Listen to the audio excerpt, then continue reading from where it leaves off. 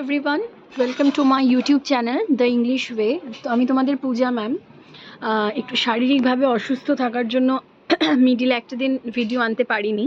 তো যারা যারা আগের দিন আমার ক্লাসটা করেছিলে তারা আজকে তার সেকেন্ড পার্টটা অবশ্যই দেখে নাও, তাহলে আশা করি তোমাদের একটা পয়েন্ট অফ ভিউ ক্লিয়ার হবে। ঠিক আছে, আশা করি সবাই খুব ভালো পুজো কাটাবে। সবাইকে শুভ শারদিয়া। তো দেখো 40 নম্বরের পর থেকে 41 নম্বর কি আছে, অ্যাট সিক্সেস অ্যান্ড সেভেন মানে এলো মেলো। ঠিক আছে, অ্যাট সিক্সেস অ্যান্ড সেভেন মানে হচ্ছে এলো মেলো। পরবর্তীটা দেখো, আ ভিশিয়াস সার্কেল মানে দুষ্টু লোকেদের দল। ঠিক আছে, আ ভিশিয়াস সার্কেল মানে হচ্ছে দুষ্টু লোকেদের দল। পরবর্তীটা দেখো, ক্যারি কোলস টু নিউ ক্যাসেল মানে তেলে মাথায় তেল দেওয়া। এটা একটুখানি কারেকশান হবে, এখানে একটু স্পেলিংটা মিস্টেক হয়ে আছে। ঠিক আছে, ওটা একটু কারেক্ট করে নিও। এটা হবে তেলের মাথায় তেল দেওয়া বা তেলা মাথায় তেল দেওয়া। ঠিক আছে, ডেড লেটার, ডেড লেটার মানে অকার্যকর।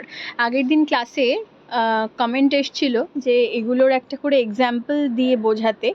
এই সিরিজটা আমি মোটামুটি শেষ করে দিয়ে তোমাদের একটা পিওয়াইকিউ করব, সেখানে তোমাদেরকে ডিটেলসে এই ধরনের প্রশ্নই তোমাদের উইথ এক্সাম্পল পিওয়াইকিউ করলে ডেফিনেটলি বুঝতেই পারছো। এক্সাম্পলটা দিয়ে দিলেই তোমরা নিজেরাও অনেকটা ক্লিয়ার হয়ে যাবে। আশা করছি সবার ক্লাসটা খুব ভালো লাগছে। আমাকে সবাই প্লিজ সাপোর্ট করো, নাহলে আমি চ্যানেলটাকে ডেফিনেটলি গ্রো করতে পারবো না, কারণ এটা আমার একটা একদমই নতুন চ্যানেল।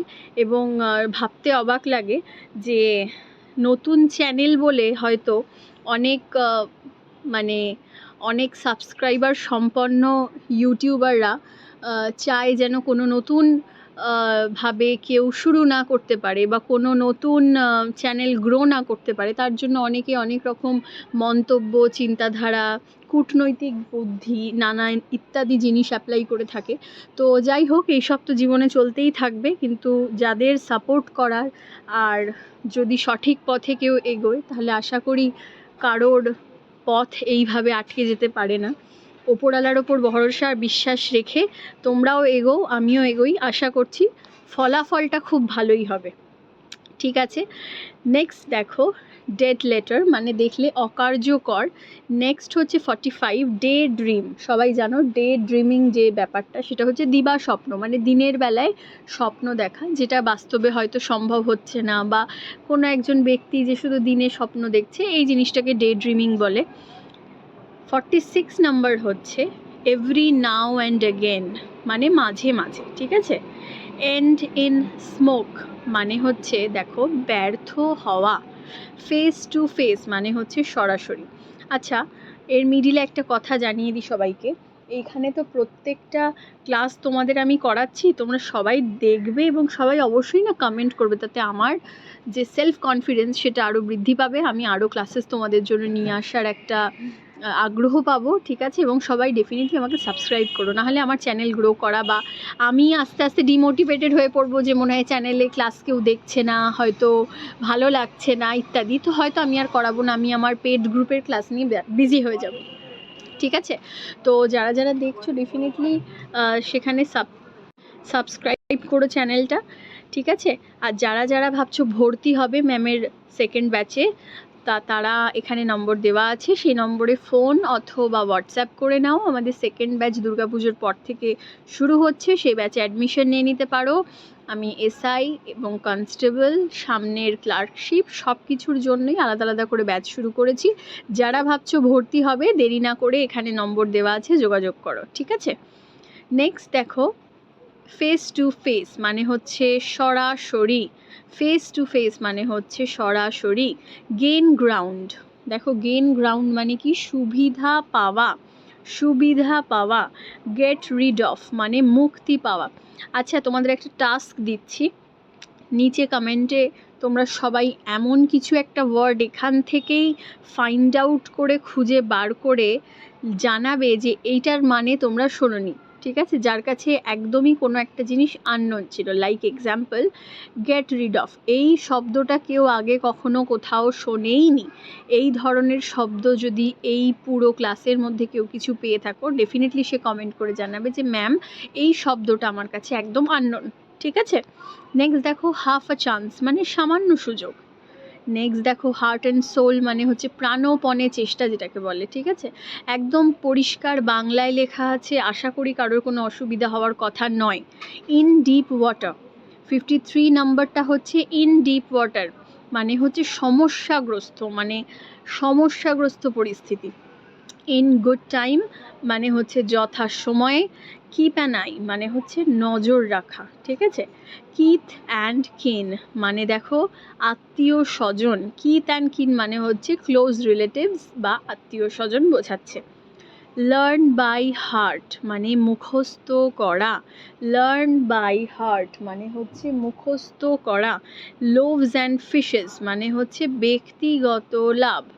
লোভস অ্যান্ড ফিশেস মানে হচ্ছে ব্যক্তিগত লাভ।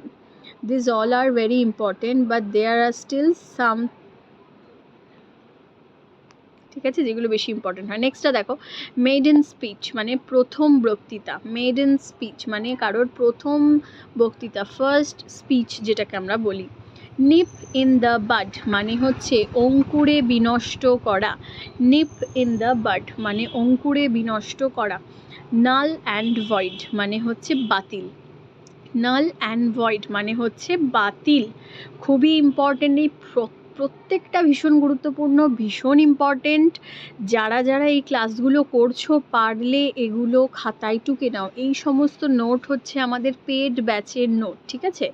যেহেতু আমার মনে হয় যে ইউটিউবে ইন জেনারেল ক্লাস করানো উচিত, সেই জন্য আমি ইন জেনারেল ক্লাস করাচ্ছি।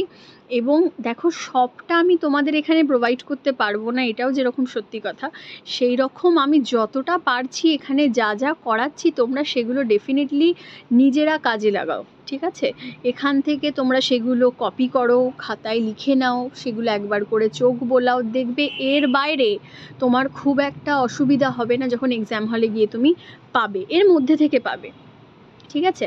হয়তো আমি তোমাদের যতগুলো 150-200টা আছে ইম্পর্টেন্ট, সেগুলো সবটা হয়তো আমি এখানে তোমাদেরকে করিয়ে দিতে পারবো না, বাট স্টিল আমি যতগুলো পারছি তোমাদের এখানে করানোর, আমি সব কটা করানোরই চেষ্টা করছি। তোমরা অবশ্যই সেগুলোকে একদম, এখানে লেখা আছে না বার্ডস আই ভিউ, এরকম বার্ডস আই ভিউয়ের মতো তোমরা দেখে রাখবে, ঠিক আছে। A bed of roses, a bed of roses, very very important.